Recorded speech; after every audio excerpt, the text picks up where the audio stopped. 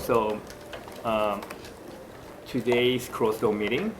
So I want to discuss with all, the panel about what we gonna do in the future. Can do it together. So there's just 3 topic agenda I want to put on our discussion table. But if someone want to some other topic, just free talking, schedule meeting. So these 3 topic agenda I want to discuss. First one is digital art archive. How we can make global standard technical system and then global standard administration system. If you can make those kind of system, we can share our digital archive. So also we can make some digital archive platform all together.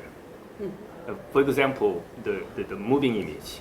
We can make moving image artist archive all together using the same technology, the system, standard system.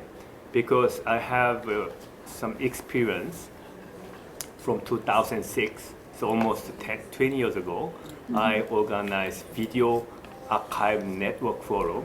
That time, approximately 6 or 7 art institution was member. JetCame was one of the member, but that time is the Bernhard Xerox was the member. Also Montevideo. Montevideo is cross, right? I know that, but also the OK Video Festival and the Chicago Video Data Bank and ICC from Japan.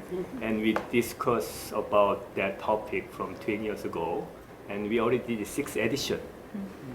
And then, but we cannot share our archive because all institutions have different technology system. Yeah, some institution using Betacam system or MPEG AVI file format. It also some of the institution using DDR drive. So all system is different. So if you make to share, trying to share to our archive, we need a global standard system, but it's very hard to converting whole, the data we already did. Yeah, so even we met 6 times for doing that project, we stopped it. We cannot do it, forget it about the sharing past archive because it costs a lot to converting whole archive system, but not only digital technology system, even administrative system is all different. Chicago Video Data Bank, contraction with the artist, we cannot do it. All our past, administration. So final also other problem we temporarily stopped it, that project technology. We didn't know which system is the future system. Only digital industry like LG, Samsung, or Sony, they are leading that program. You know what I'm talking about? VHS, Betacam is Beta is fighting, but VHS won. Also Blu-ray and Full-HD fighting, but I think Full-HD won, right? So what is the next system? But art people is not an expert for our next system. So maybe we need some technical support from the industrial company. So I asked LG. So LG now is very interesting. They didn't decide yet, but they are interesting to doing the technical support. What is next? Maybe DDR drive. Also, we cannot use. DDR drive, right? Your memory. That system. Maybe the recording. So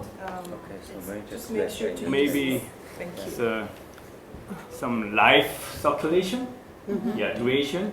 Maybe I think we already cannot use CD drive. It's also gone. And DDR drive maybe after 1 or 2 years later, maybe DDR will be gone. So what is the next? So maybe we need the technical support. Yeah. So I want. ZKM already did similar forum on network project with Europe. Yeah, European institution, right? So at that time, I gave the idea also for our, even the copyright system. Also, we need a redefinition of a copyright with artists. So we thought about the future sharing archive. We can do it together. If we make the global standard system, we can make some future platform for the moving image artists. Also, I think the moving image artists is good for using our archiving system. We can give the artists more opportunity to distribute, to showing their work, not only one country. If we make those kind of archive center, global archive center, collaboration center. Yeah. So I want to, that is my first topic and agenda I want to discuss with you. And I think ZKM have lots of experience already, and they can already did similar project, right? So I want to share the ZKM activity and then your idea, and then the other agenda topic is what there is any the project we can do it together, more practical, tangible outcome, not only intangible discourse. Yeah, those kind of projects we can do it together. So one of the project I want to propose the next year, our grand opening show, I want to curate, I want to organize with you about new museology, the project. So each institution now, some of the project you did, very experimental practical project for about new museology, we can collect it, all the project. We do it together in our museum, the Sun City Museum, and then also that project can be traveled or other museum if you want to bring along. So there's two topic I want to discuss with you. So, and then you want to talk about environment, ocean. Archive, you mean? And not only archive, another topic you want to discuss. TBA, now doing some ocean project, right? I mean, we always have been doing like oceanic kind of projects. So it's been out at the center for agenda. And of course, because for equity. Again, this is maybe moving to another kind of different topic, but yes, of course, at the end of the day, most of our work has an advocacy or activism kind of agenda in regarding of the protection of the hydrosphere, particularly like the oceans, and it's 97% of it. And in that regard also, like, I don't know if you know that Busan is going to be holding like the COP, but also the Ocean Conference of the United Nations at some point. So it's something that we have been working, actually, we're right now in different kind of projects about the future of the ocean for the United Nations Ocean Conference in Nice. That's going to happen like in the next few months, actually in June, from June 9 to June 13. So yes, it's a topic that we're interested about. Jumping to the previous one, which is the digitalization, maybe here, and since we don't have like that much media artworks, not or kind of feel, but we are also like a lot of concern about how we can digitalize or archive projects that maybe don't have that kind of materiality, or they are not more like like immaterial events. Like many of the things that we do are performances and collaboration with different communities, so it's kind of not tangible. For us, it's been in our conversation during a long time, what are the mediums through which we can archive some of this, if being must to be archived or not. That's why also we launched like a few years ago this initiative called Ocean Archive, which is kind of a lookbook where we upload many of the different actions and activities that we do. And at the beginning the idea was that it was an archive that was also shared with other institutions. The idea was that any kind of projects related to oceanic topics, either it was for TV21 or other institutions or communities, collectives that were working around those things, they could have their own kind of access to the archive and they could upload their own kind of content. So we have been experimenting a lot about, alternative archival practices, but the conversation remains quite open because, of course, there are also like some limitations. For example, regarding the collaboration, we're experiencing that even if you extend your hand to many other institutions to use a shared platform and software to upload material, archival material, at the end of the day, it's very difficult that they actually put that in their agendas. And that's my experience, because at the end of the day, each institution wants to have their own kind of system, control over the system. So even if you try, and that's it, we are still collaborating with many. But it happened, for example, quite recently, right, at the Catalan Pavilion in Venice Architecture Biennale, right? It's actually around bodies of water, the topic. And I was sitting with a curator, with Eva from Indilaver, and like a few weeks ago. And she was like, oh, no, we're doing like an archive with different kind of, practices that touch with aquatic environment. I want to have like a huge archive where you have a map, where you have like located like different kind of initiatives around the world. And we would like to collaborate with TV21 to, pull off this archive that was like, well, we already have a platform where we can load these different initiatives. Yeah, but we want to have our own. So it's kind of, I think that's also a challenge. The repetition, like we, at the other day, like many of us, we want to have like our own kind of platforms, and you can see many places where you have like the same content, not exactly the same content, but like similar platforms with the same kind of topics and kind of a structure. It's very difficult to actually create those images. Hello, everybody. Just on that topic, I think one issue is a project, and the other is a plural platform, right? Because you say they want to have their own, but you also want to have yours. So I feel like there has to be something, no? And I think this is where my impression of what you're advocating for is something that doesn't belong to anybody, but it belongs to everyone in that respect. And I understand, because I want to suggest just a modification of the second agenda, but I'm also going to talk about this archiving thing for a minute, because I think that is something, as you said, it's very expensive working with archiving in terms of how human rights internationally, dramas, and also their own agency, every country or every region, their own agency of images, right? We have this guy and other platforms in Spain, but there are many others around the world. So my feeling is that, as you were saying, Jim, that there is very little one can do for that has already been collected. No? That the platform has to be anew, in the sense that what are the practices that we all need together that can be collected for the future.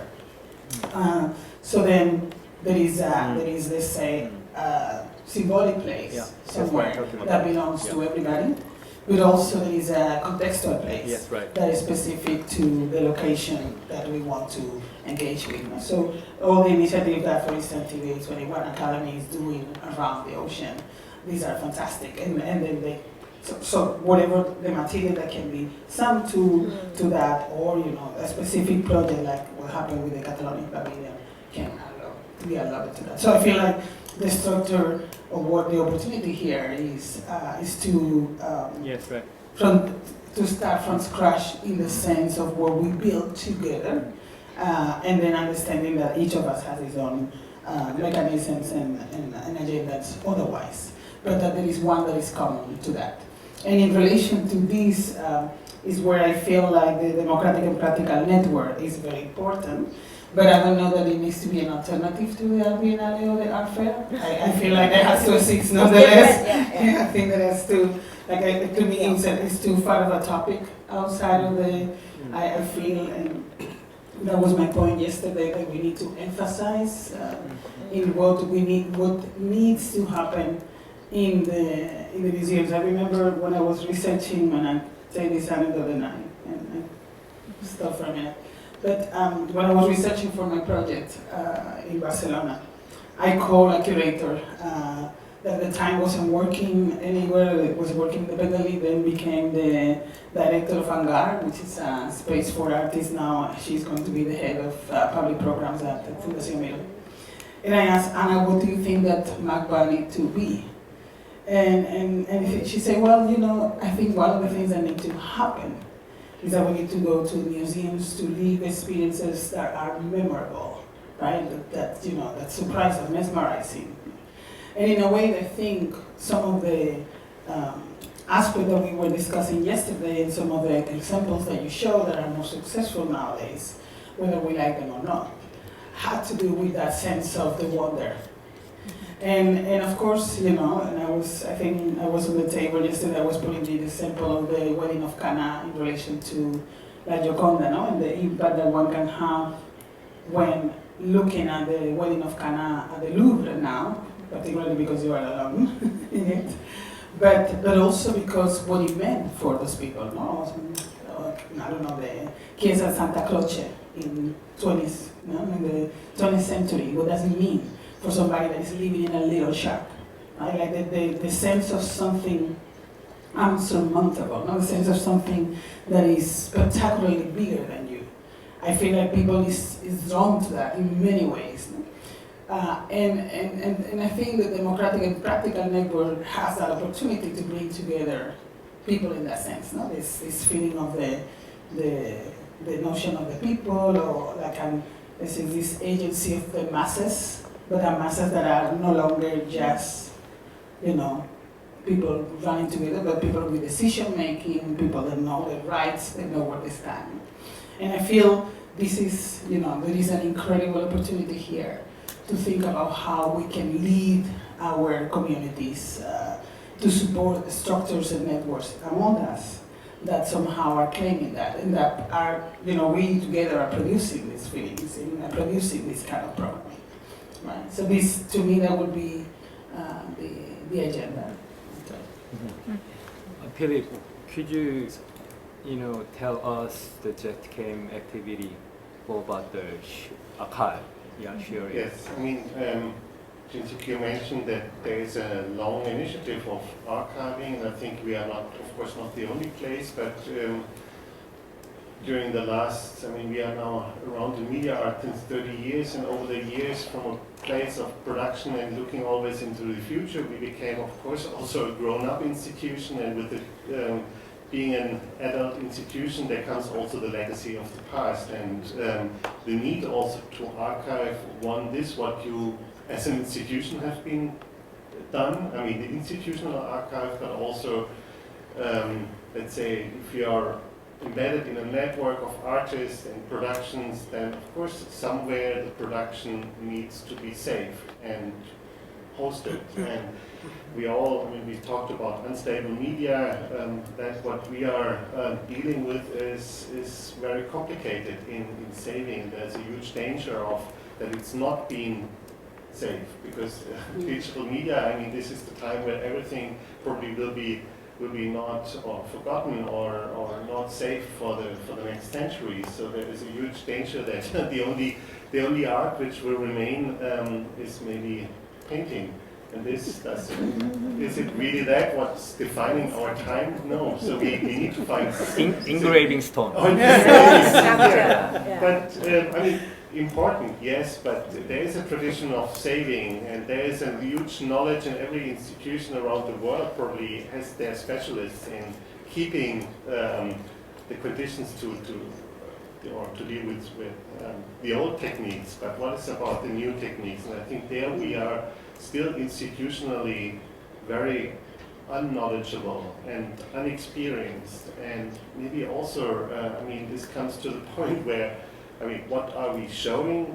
Maybe with a lot of effort we are showing video art. There are a couple of media art institutions, and we build an infrastructure of technicians and knowledgeable people to deal with also more complex media artworks than video art.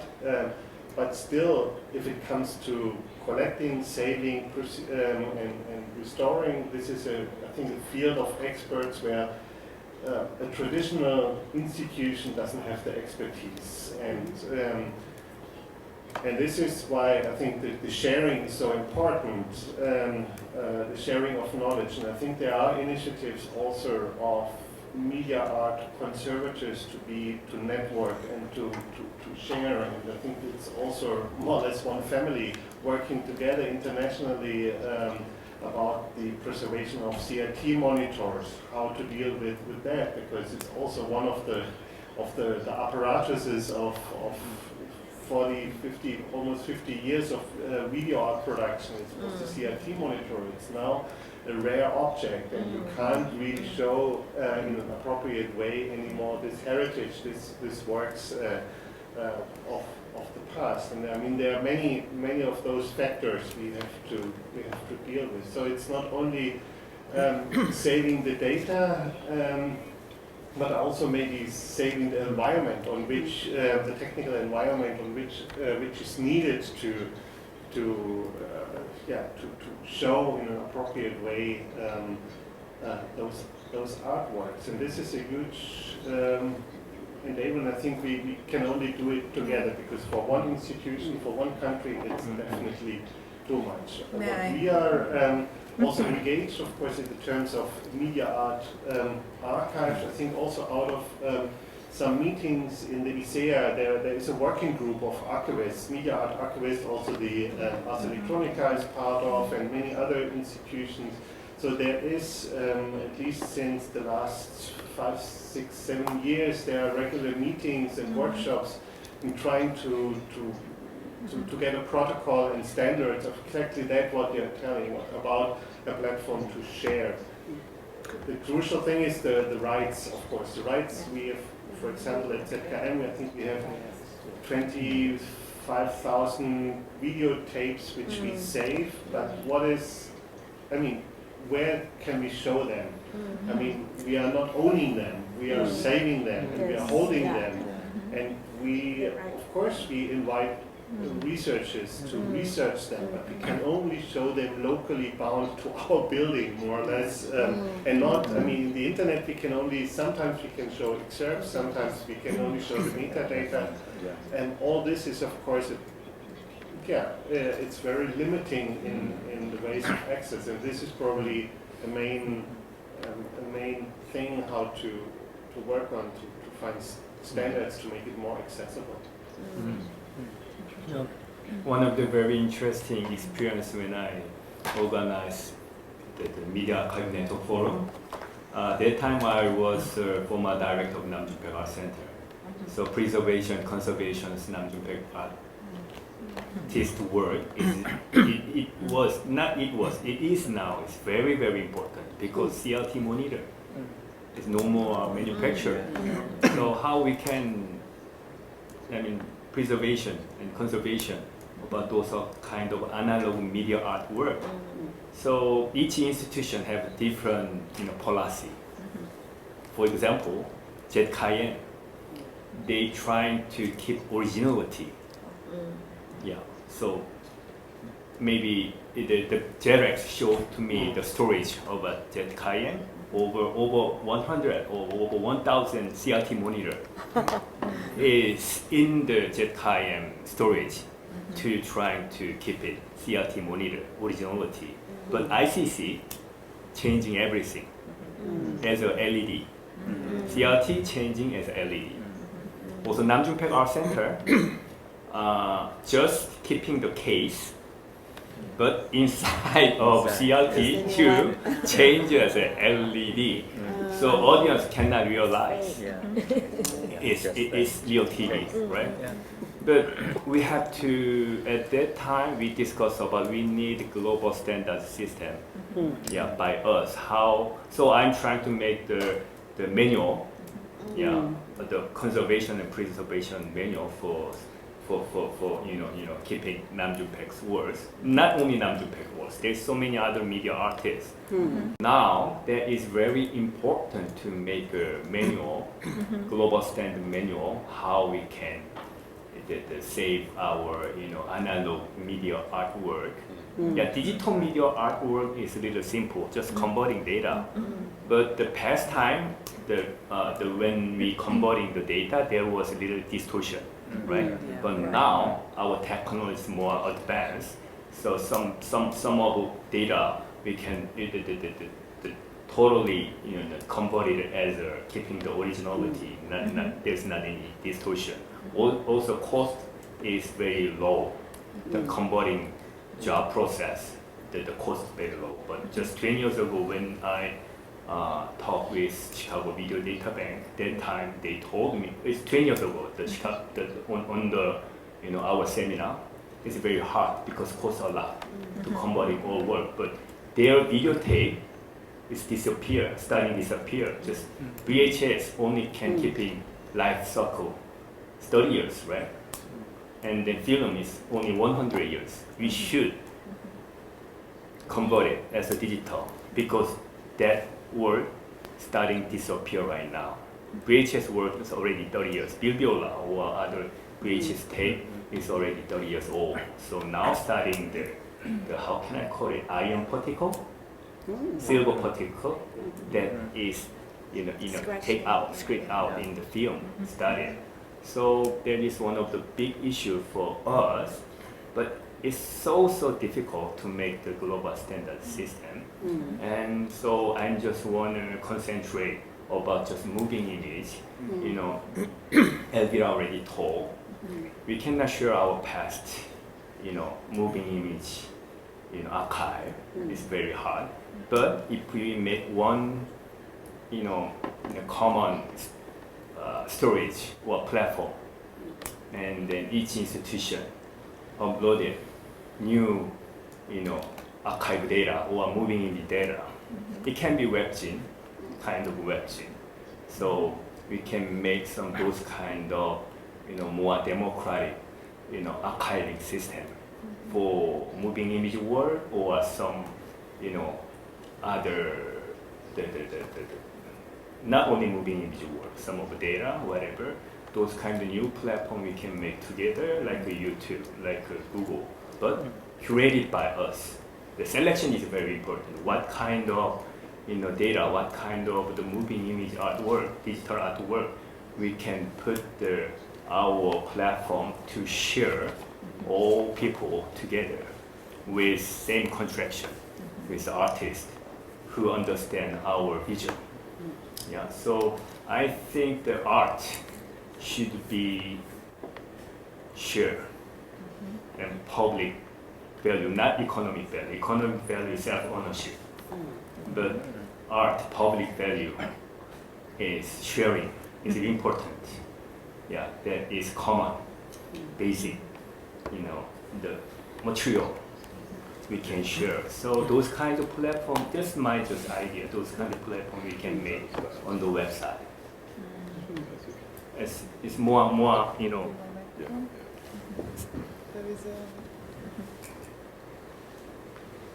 So, yes. There's so many questions in that, just so many. I think the first, just to start, ACME has a collection, not an archive, a collection of moving image, and we have a platform to make it accessible. So you can go online now, and you can, anything that we've digitized, you can search for and you can view, but you can't download it. So I think the first thing we need to decide is what you mean by sharing. By sharing, do you mean allowing each other to look at it? But what about our publics? What about our audience? Because you can't download what we have and show it to your audiences because of the rights issues. The rights issues are enormous. So if it's for research, it's quite possible. Right, it's a good point. So good point. The platforms already exist for right. us to share, I think, moving image, because media art is very different because the complexities of what constitutes a media art piece could be all sorts of things. It might be, a DVD or a computer-based work or all sorts of things. But if it's digitized moving image, the platforms exist completely, and we could all use the same formats and the same platforms. We have one that you pay just the cost recovery amount to view what we have in our collection. costs a lot to digitise, so that's how we're affording to digitise it. And there's about 5,000 titles currently available. But as I said, they're only available to view, like in a sort of YouTube-style window, so you can't download. But if we want to have a platform where we can loan you a work and you can download it and you can put it in your gallery, that's a completely different situation. And having a standard for that will be really difficult. And I think that has to be on a case-by-case basis. I just don't know that there will be a standard for either preservation or for sharing in that sense that we could ever arrive at. And also I think that standards for archiving are a great idea, but the people who will hold those standards will be major institutions who have enough money, like perhaps CKN, to have CRT. You will be the CRT guys, you know. Not every museum in the world will have a stock of CRTs and be able to live up to that standard. That has to be in nodes around the world of certain types of archives and certain specialities who will hold to a standard, I guess, that the others will agree to. But not everyone can. We will still collect works that were made for analogue screens, CRT screens, but we'll have them digitised in our collection because we can't keep CRTs. There's not enough of them. We don't have the money or the storage space to do that. So, yeah, I think that's a real challenge to create standards. That's right. It's a good point. Okay. Copyright. So Just to Make it smooth. I think both are right. When you want to standardize, there are some merits for that. And one could be future prospect of commercialization. And I know all of us are non-profit. Doesn't mean that artists want profit. We may not go for profit, but we are dealing with artists who have to earn their living. So that could open new ways of commercializing or selling, opening a market for moving image artists and some other artists. So in that respect, I think what Jin-san says has a point. Also, practically, I also understand there's a very complicated issue of IPs and all those protocols, and this is different. And I think the reason we exist here in this table is because we don't go with the flow, right? We don't really agree with the program maybe standards, so that's why we exist here. So with keeping in that mind, but that has been like really my bugging question all along, how to preserve, because now younger artists, media artists, doing the same thing much poorly than their superiors and their predecessors. They don't know. They're not aware of similar works only 5 years ago. Very short memory. We all know that. It's true. It's very sad. It's very alarming as a civilization. If you don't have memory, and maybe it just occurred to me, because so I was very pessimistic about the future about archiving and the future of humanity in general. Before this AI thing came about, maybe we could make this thing work for archiving, and I mean there's the issue of IPs, of course, but maybe we could use it to our advantage. Because I mean, only Germans could categorize. I was really amazed when you first came out with all that, hundreds of categorizations and all those archives. I was really impressed. Only Germans can do it. But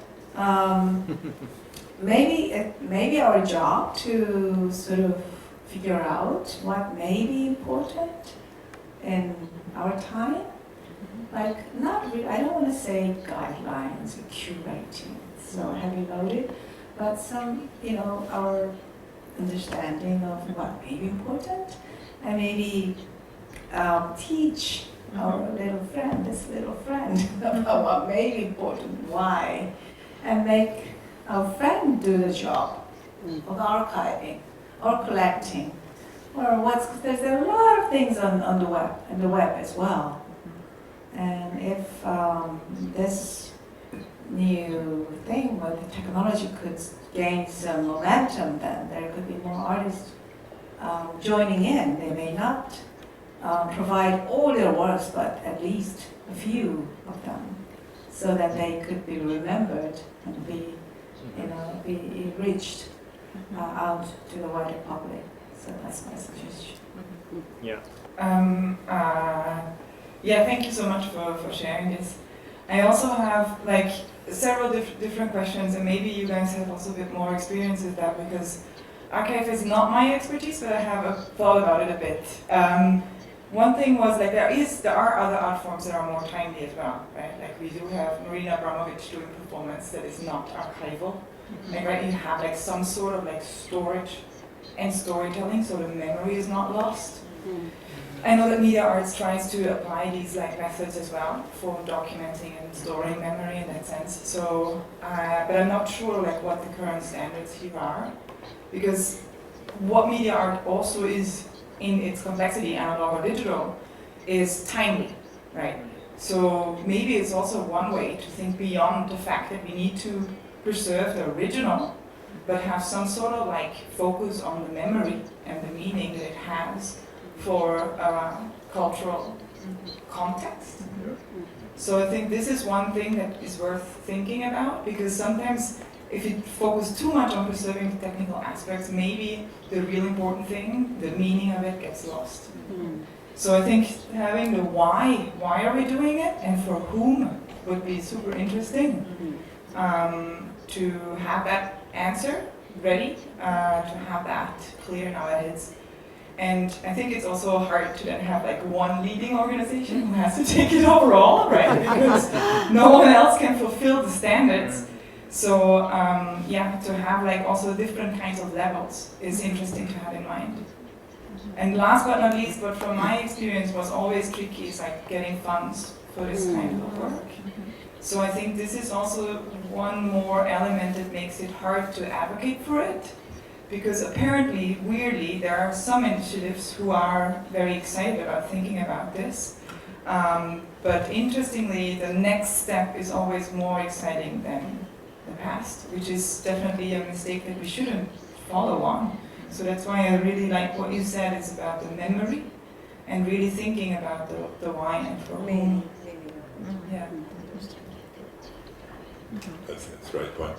I mentioned yesterday that we now spend a lot of time talking to artists and trying to preserve their thinking about how they want their works to be shown. So when we collect a work, we sit down with the artist and we talk to them about what showing their work might look like in the future, and see what sort of flexibility they have, and try and find out why they made the work, how they wanted to communicate, and whether they had any flexibility. Because if you can preserve their thoughts on that, then you can give to the future some access into a new way of thinking about presenting their work. Otherwise, you get to the point where you go, Namjoon Park, CRT. We don't have any CRTs, we can't show Namjoon Park. And that's the end of the story. If you could go back in time and talk to Namjoon Park and say, how would you do it now? Look at this fantastic technology. I'm sure he would say, oh, let's do this. That would be a great way to do it. So if we can dig into that sort of future memory, if you like, of how artists might think forward and record that, rather than get obsessed in saving the technology, that would be really good. I think that's a super interesting point. Also, it's like, that's the issue with standardization. Like on the one hand, my feeling is we are not the people to do that. Like you need someone from like ISO to come in who's a standardization expert and would really apply it with rigor. But you know, the reality is that art is anti-standardization. Like I'm not sure what else it exists for, if not to violate standards like repeatedly. And so, and like Namjoon Park is like that. His work is interesting, especially his early work. It's about violating technology and using technology inappropriately. So that's anti-standardization by its, its essence. So then, that's why I think that's a really interesting idea. That like, if you know that what you're trying to do is get people to to see a television in a new way, then seeing a computer monitor in a new way is the same spirit, basically. It just is that no one's using those kind of televisions anymore. So that's a new challenge. I would not call it an archiving challenge. That's actually just really about trying to extract the essence of the work and kind of make it media agnostic.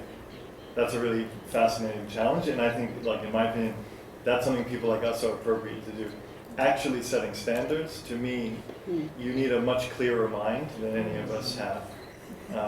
No, because that's what, like, it's not easy. Like, ISO is not as simple. So It's an amazing achievement, ISO, AI. and it's maybe. But we get bogged down in, like, we've already skipped multiple agenda points in one conversation. That's not the mentality you need to develop standards. So that's what I would say. I think either we work very closely with a different community, basically, that's really dedicated to standards and is serious about it, and we imagine, with our skill set and our dispositions, what an alternative to locking in things is, knowing that if artists continue to be contributing what they have contributed to society, they're going to keep doing inappropriate things. So you can't say, everybody, please use this standard. But they're going to go, oh, perfect, I know my practice is never using that standard. Fantastic. So.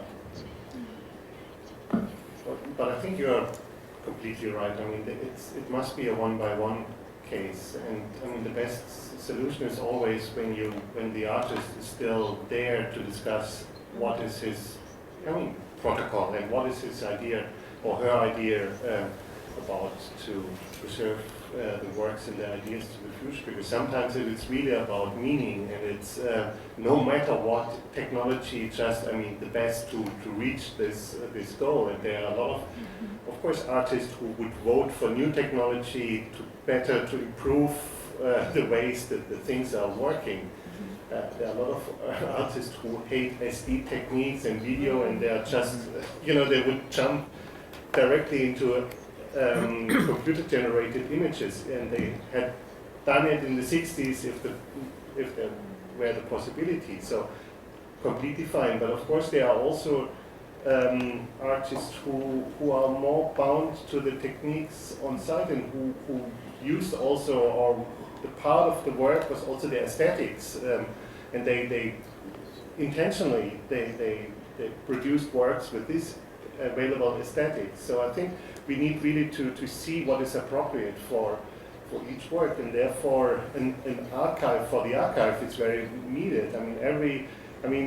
It's not only the data of the work, it's also the data of the knowledge around the works, and this comprises the artist's voices, but also the technicians who dealt with it. So we, for example, for every work we own in our collection, we have a wiki, and we put in, every time we install it, we put all the conditions in and describe it and how we realized it. So also we can track, let's say, 10 years ago we installed it like that, 20 years ago it was installed like that. We used that and that conclusion. It worked, or it had an advantage, or it was a failure. And so it's a learning process, but you can do it, of course, only if you, if there is the people also dealing for a long time and getting an expertise with the works. And of course a festival, it's more, it's higher speed you're going through. You probably can't manage to do that. And what's the point of if the works are always new to save this? Maybe it's good for the artist and for future to know how it was.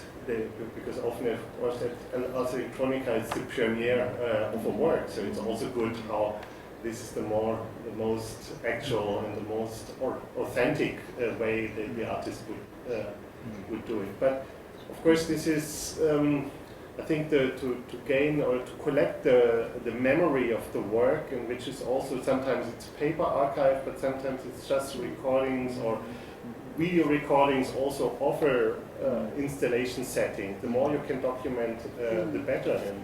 And this is, of course, it's a lot of work, but it's the works are profiting from it if we are doing the work. As my expression with working with the many media artists, there's two kinds of artists. One artist very expert for technology, more than technician. But some of our artists not an expert in technology. So sometimes we support it, technology, the knowledge or information and how to use, and then how technology is going through the future, what kind of system will be more effective, because the, you know, for example, many Japan artists, moving image artists, used Blu-ray system. So, but Blu-ray system, I think it's very hard to get Blu-ray deck now. But some of Japan artists still asking me, yeah, my work is Blu-ray, so please support it Blu-ray deck. But Blu-ray deck is no more manufactured. Or some, you know, the presenter, I don't remember his name, from the New York University faculty advisor. He told me, don't believe Microsoft Word, even Microsoft Word, because after 10 years, after 50 years, Microsoft Word program will be disappear. So don't save your text, not only Microsoft Word. So he said to me, most best engraving, and most best archiving system is engraving stone. Can keep it over 1,000 years. So that's kidding. So I want to say that sometimes we need to support technology, you know, knowledge or information for artists. Yeah, some of our artists doesn't need. They're more expert, more early adopter our technology. And then you said the copyright. See, it is one of the biggest issue. Right. Yeah, copyright of the data or moving image work. So we have to make another forum for that topic. But one of the very interesting discourse by the Chicago Video Data Bank, their policy is not copyright, copy it right. So they want to sharing their copyright system or institution.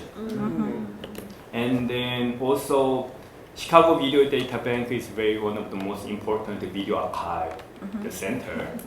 They have a very special system for artists. They have a rental system for moving image artists. So some audience can download, can rent videotape, and pay the money. Then money goes through artists. So we can make those kind of like a blockbuster rental shop.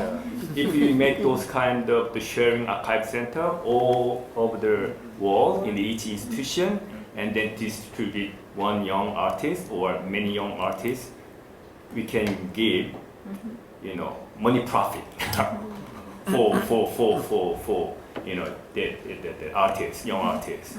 I don't know what kind of system we need. Maybe download system or whatever, download rental system, whatever. I'm not an expert for the web, you know, portal system.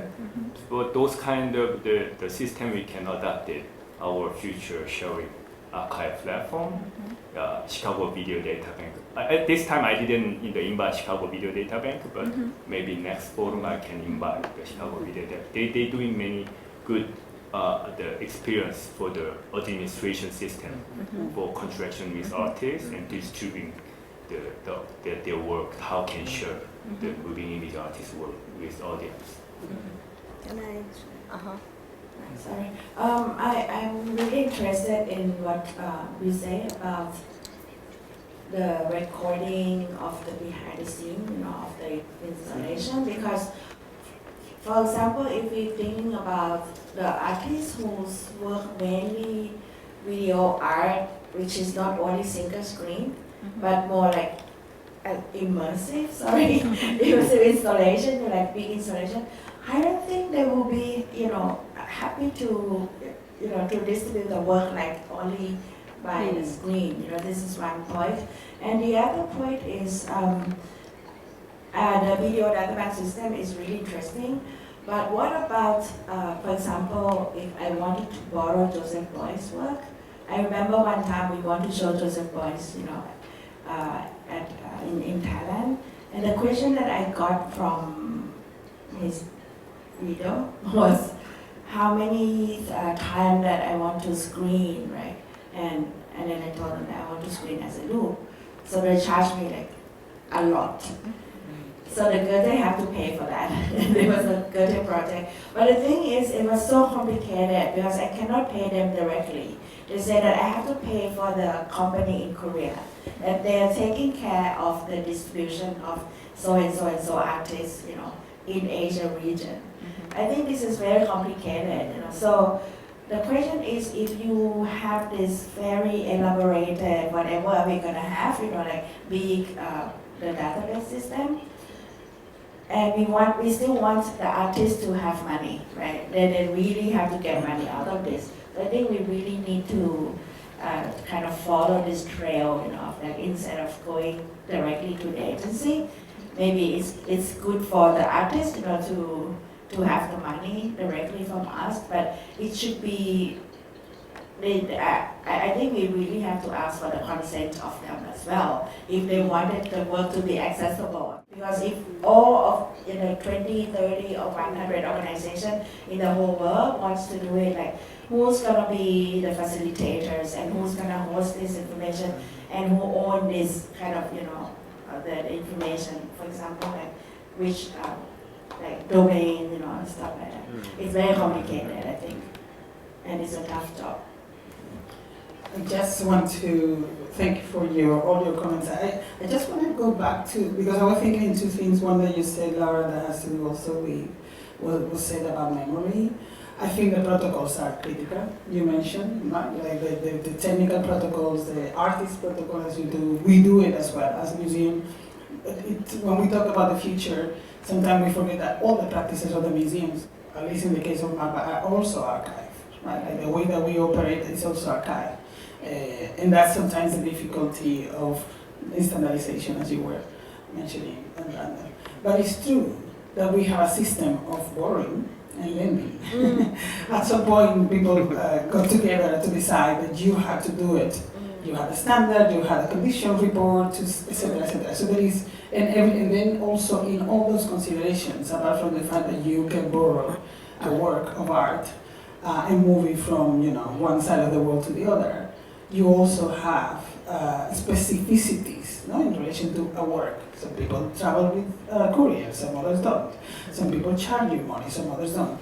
So in a way, I feel there is much more opportunity there, and I'm with Brandon that perhaps we are not the people that had to put the element. I think what we can agree is that there is needed, and there is a reason why it's needed to do such platform. There is a home to which this platform can be dedicated, and both the artists and also our audiences for the future, and also the institution itself, because the survival of us, the relevance that we can have as museums, also had to do with the fact that we can keep up with what it means to preserve those things. But I feel that there are ways. It's just perhaps we are not exactly the people that will find the way. But my impression, and I think I'm waging in this, that we are all open to that possibility, whatever that means. And I think what perhaps the agenda is to see who among us, and I'm not saying us as a museum, but us in terms of like our teams, the people that is specifically dedicated to that. MAPA, we have digital, what we call a digital repository with everything that has happened in the museum. Most of the stuff is recorded. At some point we need to decide what's going to happen with that. Yeah, but everything is like, in this, not engraved in stone, but somewhere floating in the air. But of course, we also have helped to digitalize many works, Pera Portabella, Video like artists whose practices also, are in peril of getting lost because of the obsolescence of the media. But equally so, every artist that does a performance, we are starting now to develop an archive for protocols, for performance, right? And I think there is a lot of appetite with different organizations to start producing that, because liveness is also something that will disappear. So how people, not only Marina Brokovich, but many others will work on something. But in a way, there is something very beautiful, I think, that is happening, and it's the fact that there will be things that we won't be able to archive. And to me, acknowledging the fact that things can only be remembered, they won't be able to archive, and that there is a need to pass that information or that memory between generations, I think is a new challenge for all of us, and that's beautiful. Like, I feel like there is something we need to learn about what it means to keep those memories alive through the experiences that we provide in our institutions. So I feel like this is also another beautiful challenge that we have. And then the material by which this experience is going to be transmitted is critical. But what this is meaning is, as you say, when you talk about paintings being the only one thing that resists, I'm going back to I'm going back to the point. To the point when rituals are critical for many communities around the world, and how you keep those rituals and those culture material, sometimes called intangible when they really are tangible, they only are not sellable. But so these things that have a different media and that are sustained, because of the storytelling behind them. I think this is also something. I just want to add one dimension to the archiving. I'll be very brief. I've been thinking about, when I thought about archiving, just digital, something intangible, but our memory is always associated with something physical. So think about physical space that is associated with the intangible digital media.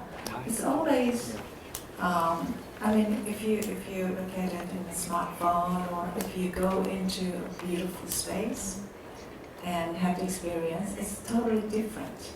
We human beings are made so that we just do not observe something intangible. It always comes with the smell, the touch, the environment, the community, and everything.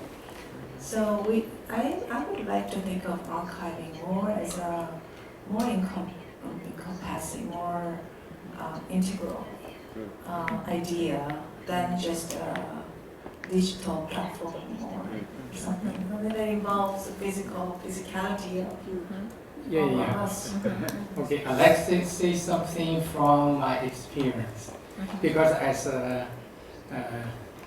Roy mentioned, physical is also important, because when we say digital or digitalization, we must be careful that, because how can we save it, keep it safe?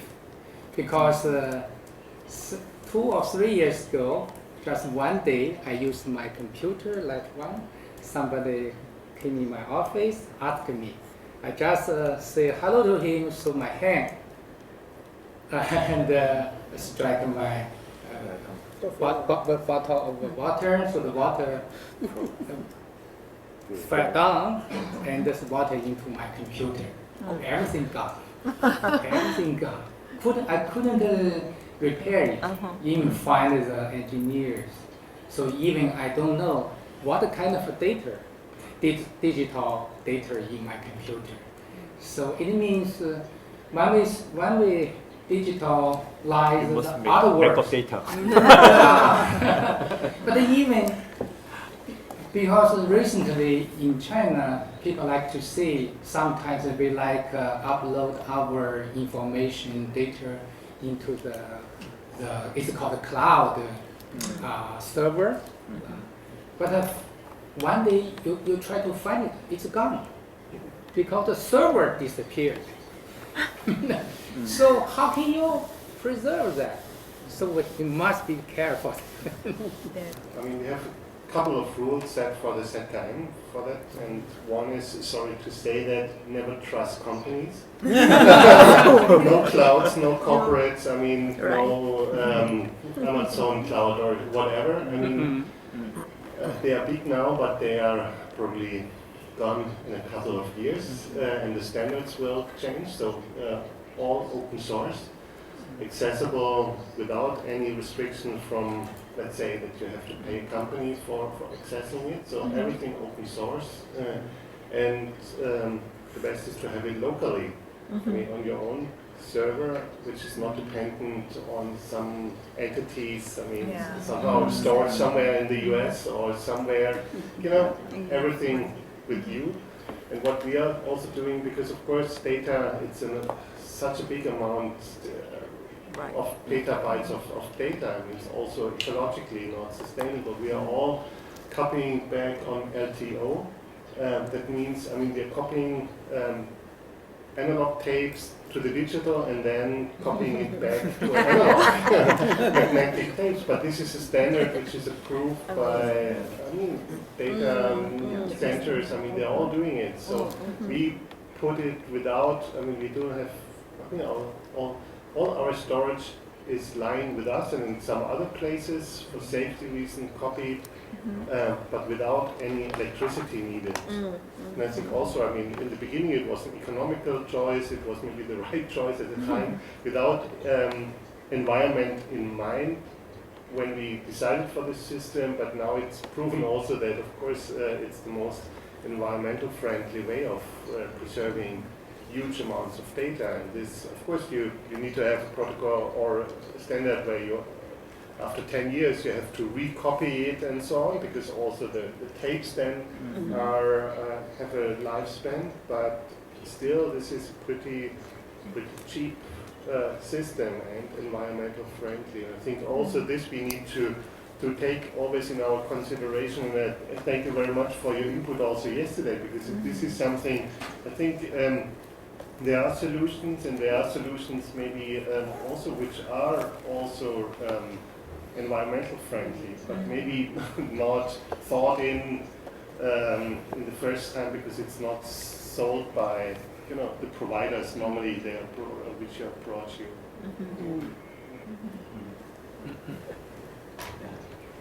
So, may I address a little bit more about data and the project? Actually, we in CLab will be cooperation with the AAA Asia Archive from Hong Kong, and they are based in New York. And there's a 3 years project. We cooperation with them, and they set up a team. It's actually a small office with 4 or 5 people in CLab, and they're doing the research about the authentic space in Taiwan, among the Taiwan from the 80s to 2000. So because those artists or those authentic spaces, some of them they might be gone, but most of the artists they are still alive. Yeah. So luckily, and they went to interview them, and they collected a lot of the physical data, or some like drawings, papers, and then preserve it and digitalize it. So at the end, actually the outcome, of course, there was reported, and also they will digitalize all the data. So there was a copy will live in Taiwan, and some of them, and we can, you know, share those data to everyone who needs to do the research. So this is the 3-year project, and last week actually Gracia invited and coming to CLab to give us also her knowledge and sharing the past 20 years in among Asia. So actually back to the idea, I also very agreed to Mr. Lau. Yeah, Ms. La, she mentioned about the memory collective and something physically, because nowadays we also work with many things with the VR or immersive project in CLab. But with those kind of content, we realize actually not only the goggle device, and also the way you make the audience feel immersive. We can feel the tangible feeling and the whole environment. So those kind of the database, how to preserve it and how to make the environment that the audience to get in and also feel the little journey, maybe like 20 or 30 minutes. So that's kind of the way we are producing with many artists nowadays. So this is the many things we need to achieve and also need to be addressed more. I think. I don't think we can finish in this table, so I want to share with them. Please. Okay. So a few words. Besides the artwork, the digitalization of artwork, we should also need to preserve the books because sometimes artists usually just send you the PDF and instead of the physical books. So because if you like myself, the computer is destroyed, so everything is gone. So from the January of this year, I set up an archive center myself. Backup data. I collect a lot of such catalogs, books from different sources, supported by artists and institutions and galleries. One room in Beijing. I hope in future make it larger. We need to keep such a physical material, not only digital. Of course, digitalization is very important, but on the one side, we still need physical materials. So that is both. That's one of my idea. I want to make the bookstore, the new our museum. But that bookstore, all books collected by all museums. So we can make those kind of bookstore. But that books cannot get from the Amazon because just new release book. And then each institution have very powerful for the publication system, right? Book publication system. It's just high-end. Also, some of the museum, each year they make very nice, beautiful book, with new discourse, with new contemporary art image. So we can make those kind of bookstore each, sharing collective bookstore each institution, and sell books and then sharing profit. So that is one of the my idea we can do it the future.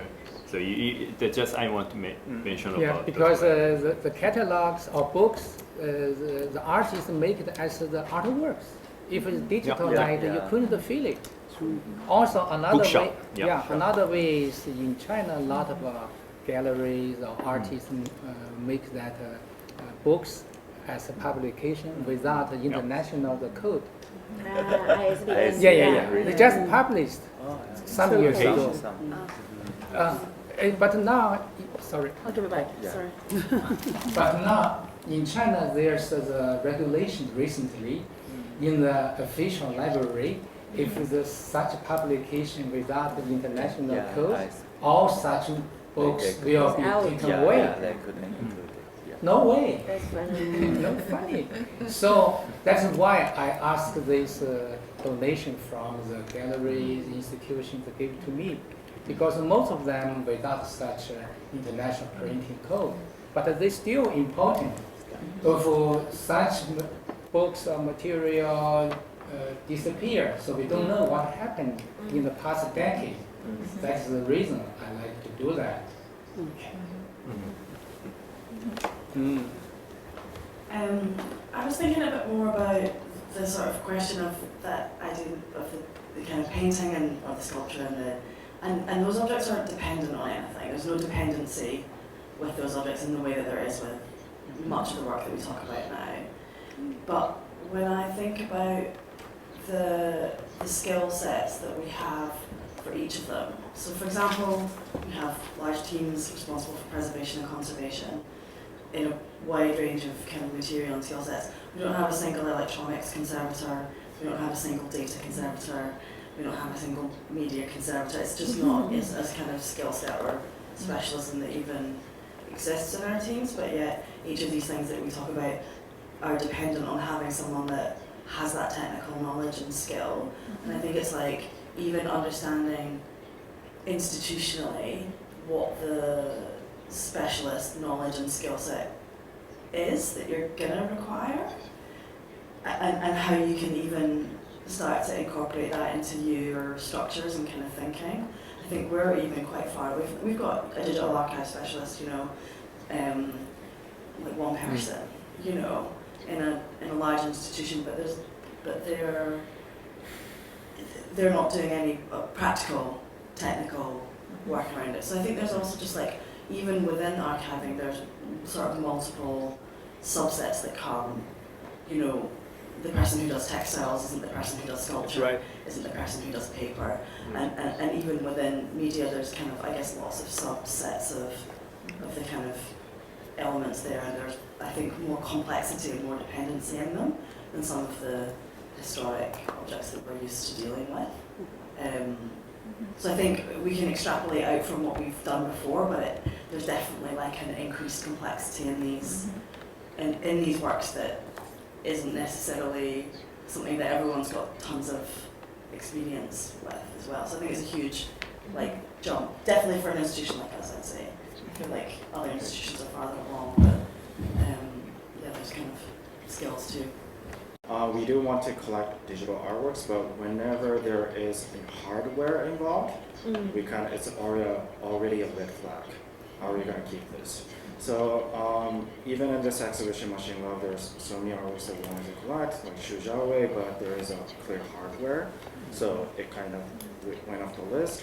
Previously, in our Mom Project series, there was a Japanese young artist who made like an interactive game piece, which was fantastic, but we couldn't collect it, but we communicated with the artist that we want it in some form. So he turned it into a single channel, which I don't know if it was the right solution, but going back to like what Chris was saying, maybe we could have added more, like what was the original intention, what was the game version about, and also including these kind of single channel as a certain memory. It's kind of interesting that there's kind of a mentioning of the stone, graving on the stone, which is more permanent form, and also memory, which is more like the fragile and ephemeral, going back and forth. But so we could, of course, communicate with artists and try to preserve it in ways that is best for its institution, and also think about other ways. But also thinking about preservation, conservation.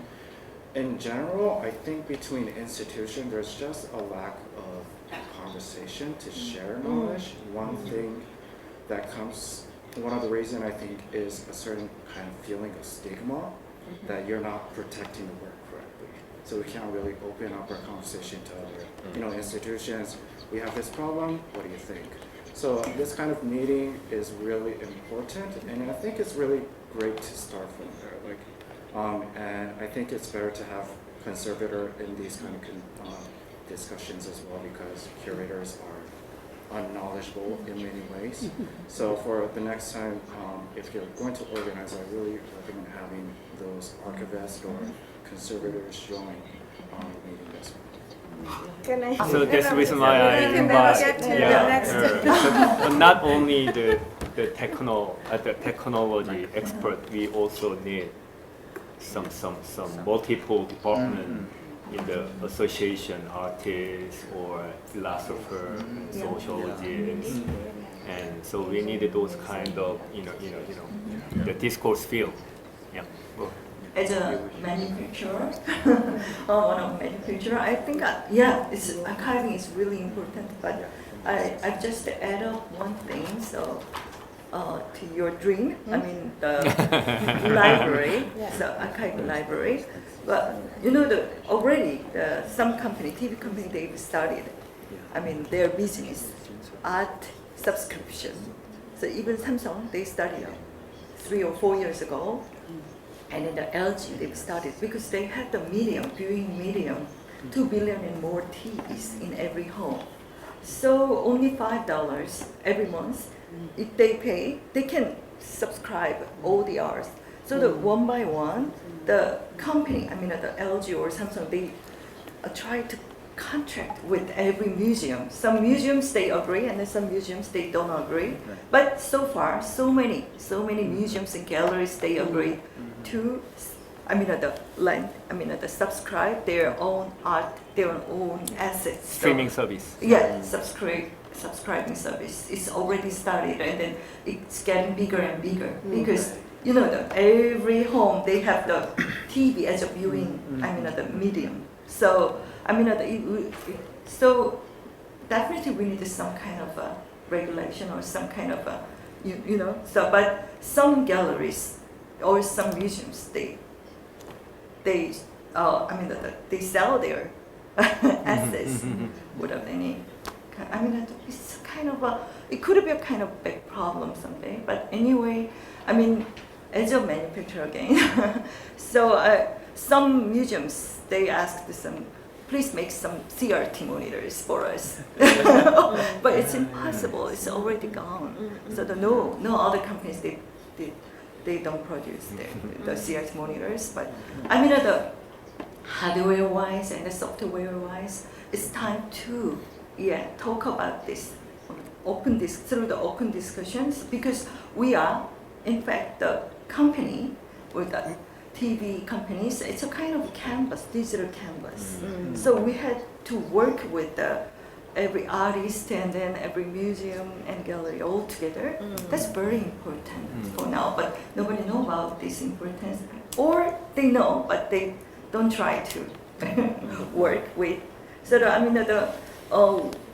we have some special TV, OLED TV. So we are doing some art marketing, LG OLED marketing. That means OLED is a different kind of company, TV. So after Full HD, people now are using in trend. It's a trend.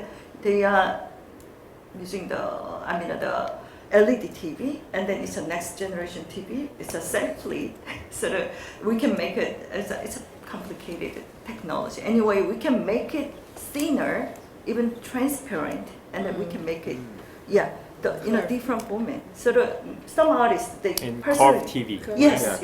Some beautiful, artists personally they asked it because they wanted to use those kind of different type of TV, and then some artists they want to some kind of very special colors, or the perfect black colors. So in that case, they asked personally to us to use our TVs as a kind of a digital canvas. So that's the reason we started the art marketing. So anyway, as you all know, I'm a supporter of art, digital art. So today I'm a listener from you. So that I realized, it's kind of archiving is really important, and then the showcasing is really important, and then the regulation or some kind of standardization. So I just want to know what's the consensus today, and then we have to develop together as a kind of a hardware producer. That's very important. Today it's really important for us to listen from all of you. LG technology is better than Samsung. Okay, so if you want to be the best manufacturers in the world, you should open a special unit to work with the artists. Wow. And the other one is you also can do you can do two things. One is working with artists, and the other one is working with the museum. Because with all the, especially you can start with the Namjoon Museum. You started as dedicated to Namjoon, the video artist, which is from Korea.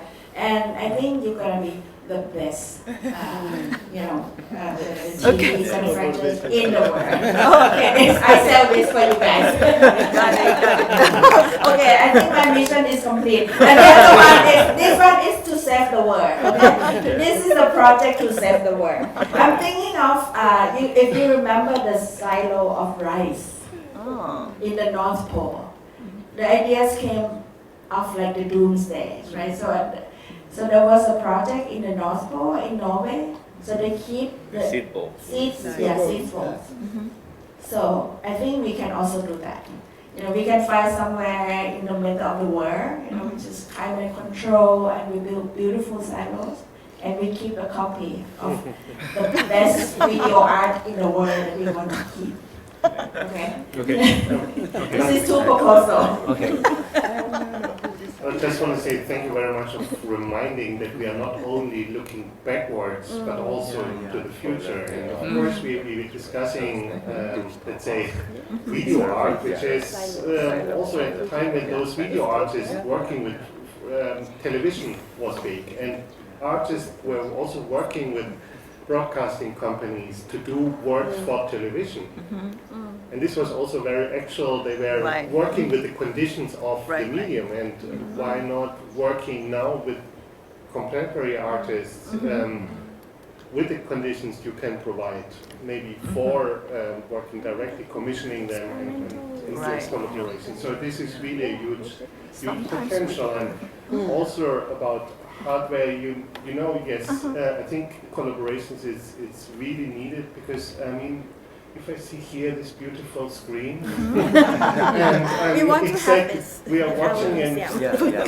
actually, I think our audience is completely spoiled in their ways they are looking, because they go to every Nike shop and they see the big LED screens, and they go to airports and they have this gigantic 8K LED screens, and you can't compete in museums, because of course we are, in comparison to Nike or Adidas or airports, we are, I mean, who of us can afford this big screen? And the artists, of course, they want to work with it. So partnerships, it's really also desperately needed, with companies providing this, let's say, new standards of looking at images. Got it. Got it. Over there, Mike. So we pass one to one mic here. And I'm just want to mention, maybe future technology is changing so fast, and technology develops so fast. So I heard some of the news from my friend. MIT now trying to research about the 3D printer, the Atom system 3D printer, not the metal rigid, not plastic rigid. So if, who knows, it can be realized in the future. If those kind of printer that invented by someone, I mean Atom printer, maybe intangible Atom boundary, the tangible atom boundary and intangible, the bit boundary, deconstructed, disappeared. It means intangible data can make us an atom object by atom printer. So I don't know the future. Also NFT, the blockchain system is one of the good system for the protect copyright. So those kind of technology systems go so fast. Also, we can think about, we cannot forecast about what kind of technology will be coming out. But maybe there is some of experts like LG or Sony. They are always thinking about what is next system. So I just want to mention about it. Can I just really briefly answer? Now responding to some comment from speakers, moving so quickly. This might be slightly controversial, but I think that our job as museums is to work with artists to communicate and make the work accessible to audiences. That's our job. Yeah, I think it is controversial in some places. Our job is not to present the work or any work in a preserved sort of aspect, so it's the same every time. Our job is to help an artist communicate. It might be by helping them to understand technology different.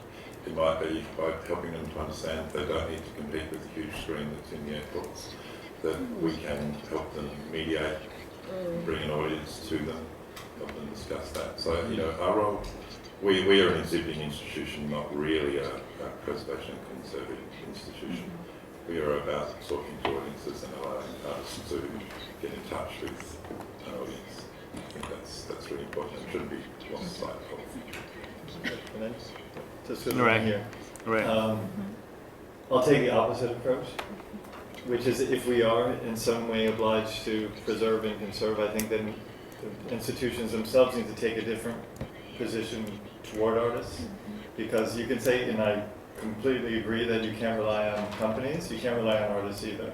So, like for instance, at the museum, like we own all the code of everything that we show in the museum, and that's part of our relationship with it as a commissioning institution.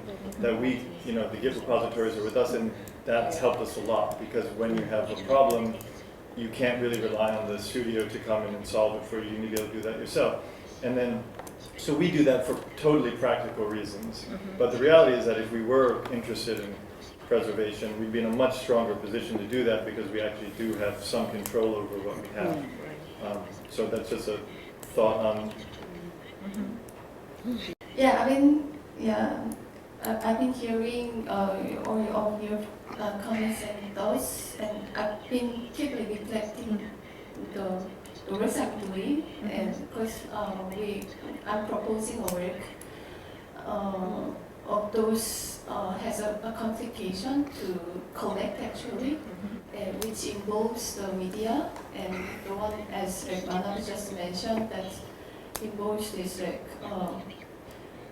live searching engines. Then I thought it's not too complicated to include this hardware in the collection, but I encountered so many questions from our conservator. We have media conservator, but then as a curator, I wasn't so aware of those technologies and how to deal with, how to talk with the artists. So then I realized through this the conversation also, you need to know the vocabularies and understanding so you to advance and in the end to collaborate. So I think for myself as well, and also maybe before kind of making the protocol, we might need to maybe do this kind of workshop more. Not only for myself, also curators, but with the conservator to share the way. The other cases, I'm also proposing a collection which is combination of media and the installation, but they are both very complicated because this installation can be refigurated depending on the space. So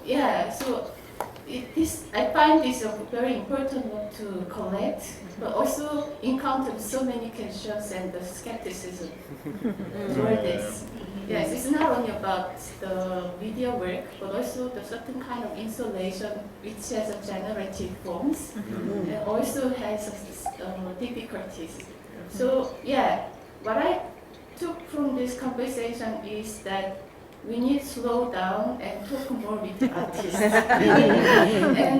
think about again this fundamental question of meaning of doing and how the artists actually project it to be shown in the future, which artists may not have thought when they present it. So I thought maybe instead of just trying to expedite the process and propose and get approval, maybe me and our conservator and artists might need to kind of have gather together and find an alternative solution and the discussion. And then if there are those kind of examples in your museums, I want to hear.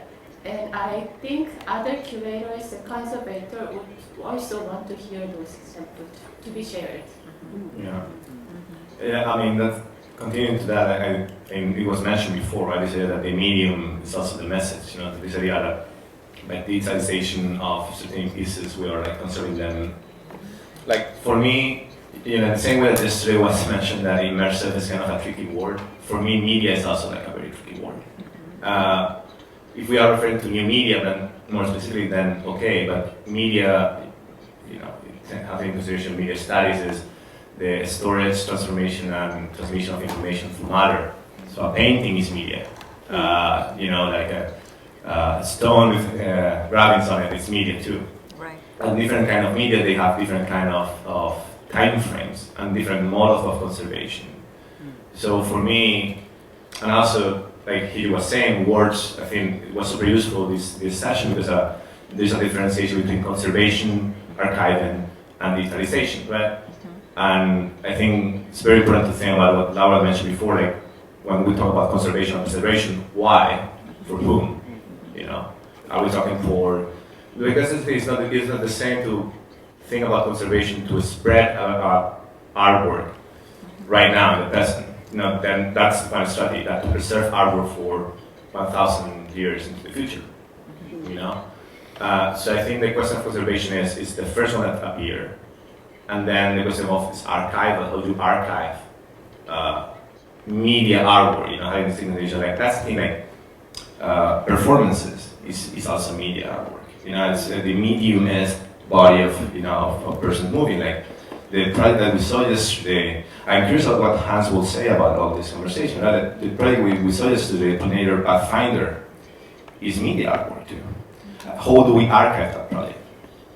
That's an interesting question. How do we archive that project? Because it's very difficult. There are projects that are, even if you archive something like that, it's not the same. You know what I mean? And you move it like 20 years in the future, it's not going to be the same project. It's going to be like a replica of it.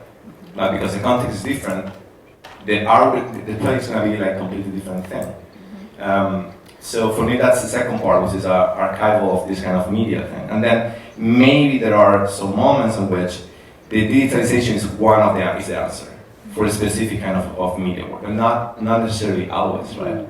And I think it's necessary that we follow that you know, that pipeline, like conservation, like archiving, digitalization, because if we go backwards, maybe we're limiting some projects based on because we're thinking about how we can digitalize this project, but maybe it doesn't have to be, you know? Again, it was mentioned before, there are other ways in which you can conserve things without digitalization. So I think that, yeah, like for me, it's also interesting to open up, have like a, you know, zoom out, have like a wider view before trying to approach or standardize a specific way in which we approach the conservation of certain kind of artworks that maybe is limited in, you know, like the way in which they are spread, like in future or for other parts of the world. And I just want to mention that while we are trying to digitalize our, you know, work, information, there is advantage for digitalizing, and there is advantage digital data, even sharing information, sharing knowledge without any limitation, limitation and location or time, right? Can be saved more longer than analog work. Also, by equal access system, all people can share our information. So that is biggest advantage for why we want to make our, you know, art, knowledge, and information, even the collection, it can be digitalized. I already told you, if tangible and intangible area boundary can be deconstructed by technology development of the future, not digitalized, analogized can be more important. Digital data can make real, tangible object. So, you know, today we discuss many things, but we cannot make any conclusion. But anyway, one of the important things, we need those kind of discourse sphere, right? Can communicate to make real, practical, you know, project outcome. You know, for example, you know, make some platform, sharing the moving image platform, or we can make some lab to sharing our knowledge and information for preservation and conservation, whatever distribution of the artwork, by only the cluster lab on the website. So there's many things we can make together. So maybe I'm gonna summarize. We are summarized today in discussion by text and by moving image, and then I will share. And then I will propose more detailed project about making discourse sphere in the online. It can be website, it can be Instagram, whatever. Yeah. Also, we can make the webgin, digital media webgin together to sharing our knowledge, right? Also, next agenda, maybe what we can do it together. Maybe forums project, forums projects, rooms project, we can do it. Those kind of project also we can discuss about our website, online. And yes, so maybe not only digital archive, also the other some project we can do it together. Just tell us I want to keep going the 3-room projects we did before. Namjoonpaek Art Center, there was some experience project. Namjoonpaek Art Center and ZKM and Kronos Art Space in China. We are collaborate some project to sharing our curation ability, sharing our the budget funding, sharing our institution museum. It was one of the successful project for the young artists. The young artists encouraging project, right? So that time I already told you I want to expand it, a similar project, not only 3 institutions, 4, 5, 6 institutions.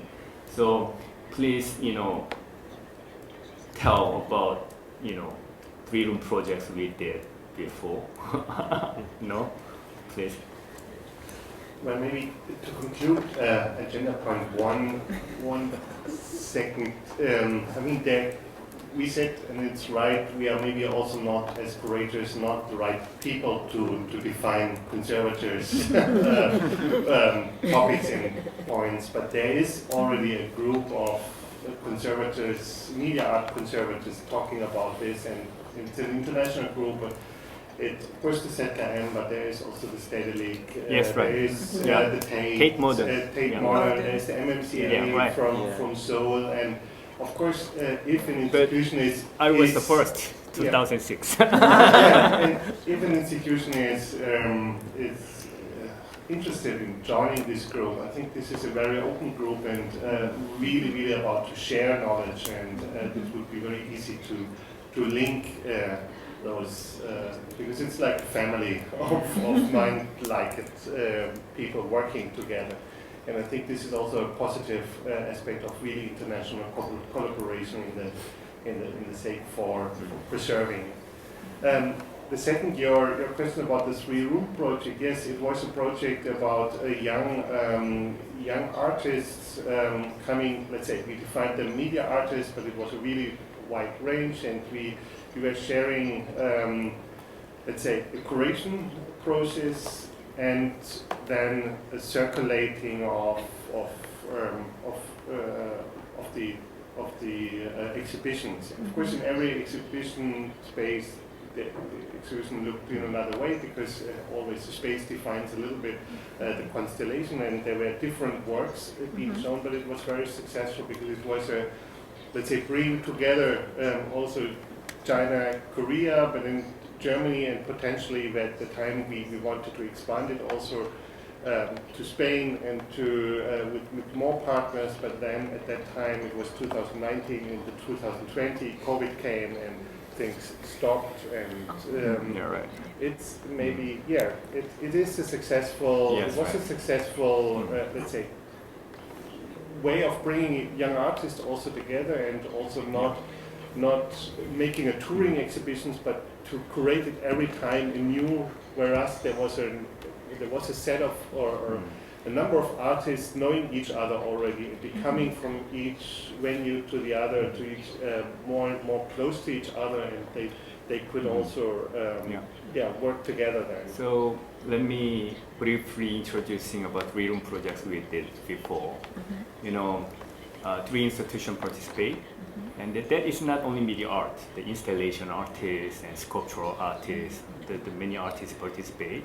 At that time, each institution, recommend is kind of the competition. So each institution recommend 10 or 15 either artists, and among them, we selected only 3 artists by communication, each institution director. It's kind of competition.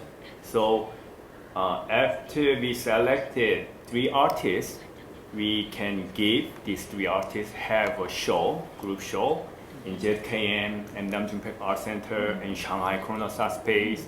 Also, we are trying to give some opportunity the residence program, also collection. That was our idea. So if some of our artists who selected this project, it's incredible opportunity to get it. During the 2 years, traveling show, and then I want to expand the residence program. Yeah, residence program or collection is kind of most global promotion system for the young artists. So we call Freedom Project, but at this time I discussed with the ZKM and Janga, Kronos Art Space. We can make it forums, 3-5 rooms project that is good for young artists, but curation and the selection of artists doing together, not only one institution director. That was one of our ideas, and then we keep going those kind of projects. And also, I'm already told you our reopening show next year, new museology show. Please, I propose the paper, that program, so please join this project. For example, each institution, I'm already told you, institution doing many experimental practical projects for the new museology, like open core, like the DNA collecting, right? Or low carbon, the design program. So those kind of projects can showing in our museum next year. So we can show to the audience what is a new museology, the practical, experimental, the project in the world by each institution. So new museology project I can show in. I want to show in the Busan or Korean audience. So I will propose by paper. So please, help for those kind of collaboration project. And then if that project is will be success, we can travel the show. If some of the institution want to bring it. If we can make a traveling show, we can share the budget. Right? Yeah. So that was my 2 ideas, not 3 ideas. Sharing our publication, making bookstore. Yeah. I love, the ZKM publication system. They have very nice book each year, right? And big art too. So I want to showing those kind of book, what kind of happening art activity in the world. Yeah, I want to show in the Busan. Yeah.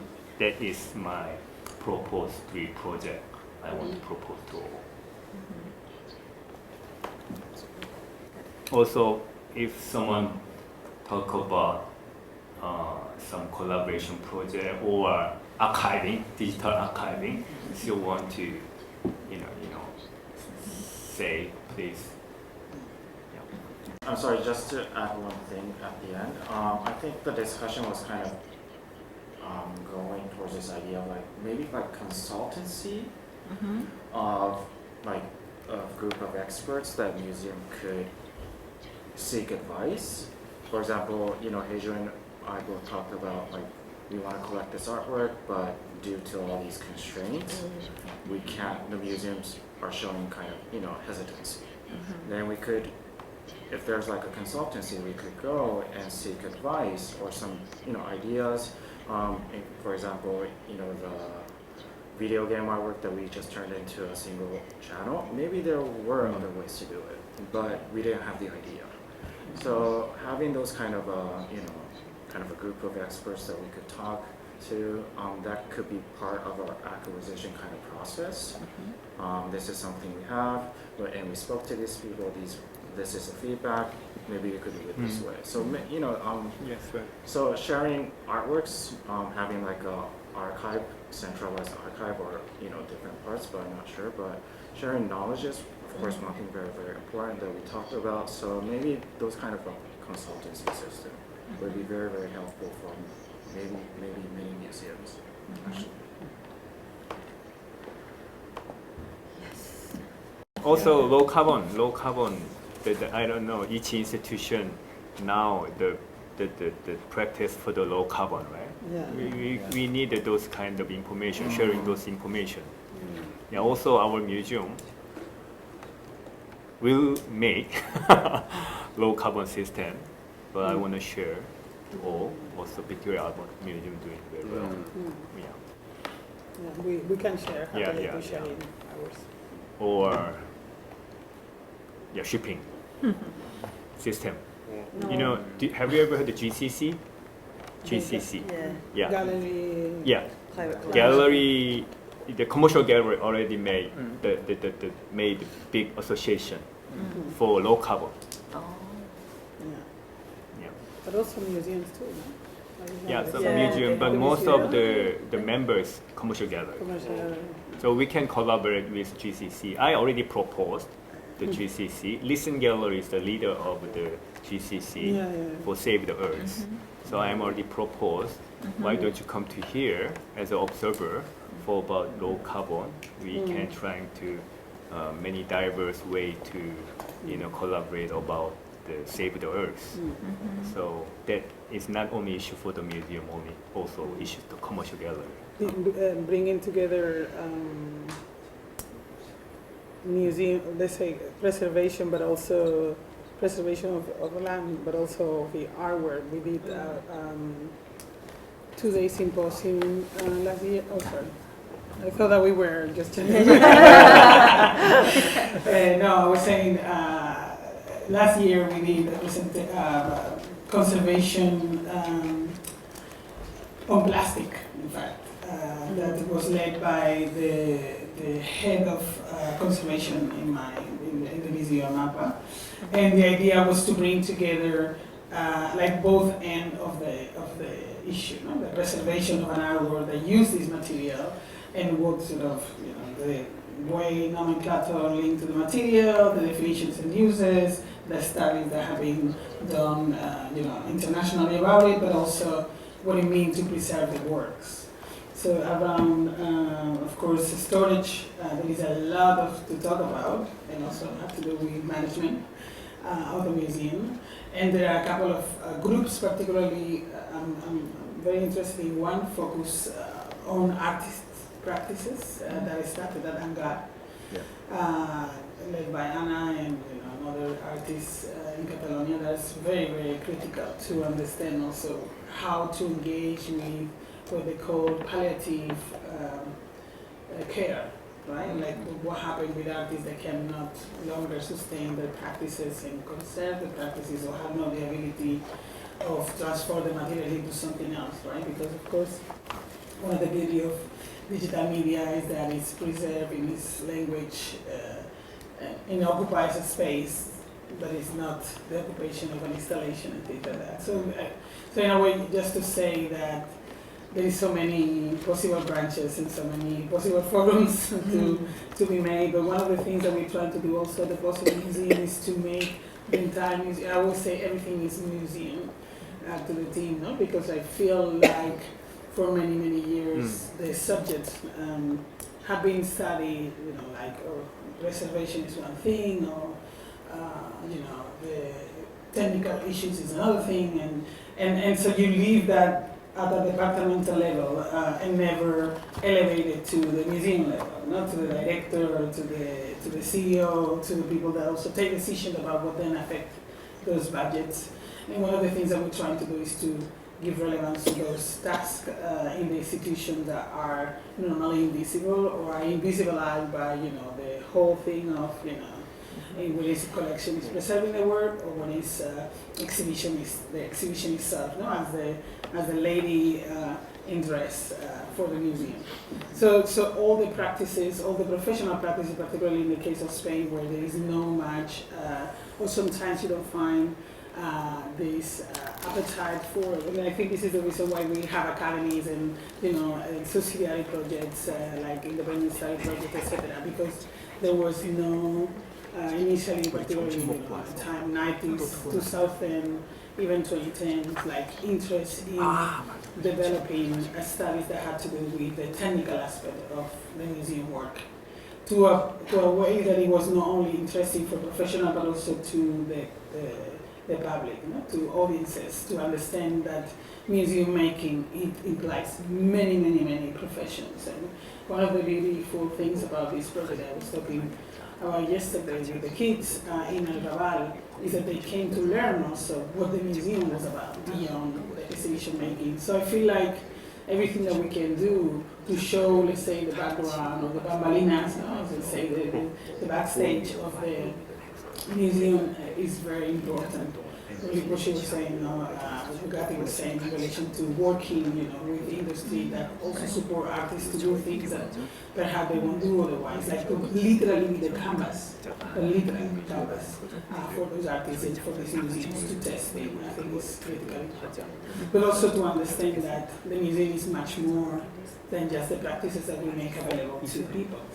And if we put perhaps all of those other practices that remain sort of behind closed door to the public, then there will be also interest, and not necessarily just the typical documentary about the background of the museum, backstage of the museum, because there are many, but to really, really take care of that as a knowledge that you can not only use for professional, but also to individuals that may, want to become something in the future. There is scientific knowledge behind that.